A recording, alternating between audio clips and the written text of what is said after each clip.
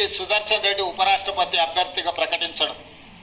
అందుకే మనందరం కలిసికట్టుగా 42 మంది లోక్సభ సభ్యులు, 18 మంది రాజ్యసభ సభ్యులు, ఉభయ రాష్ట్రాలకు సంబంధించిన వాళ్ళందరం ఒక తాటి మీదకి వచ్చి జస్టిస్ సుదర్శన్ రెడ్డి గెలుపులో భాగస్వాములు కావాలి.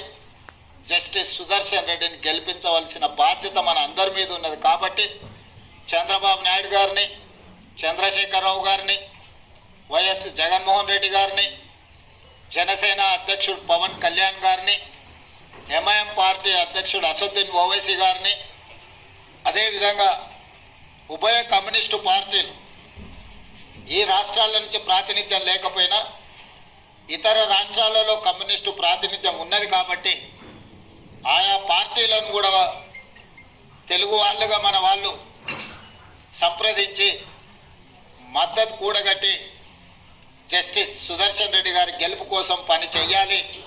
జస్టిస్ సుదర్శన్ రెడ్డి గారి గెలవడము ఇప్పుడు అవసరం. ఎందుకంటే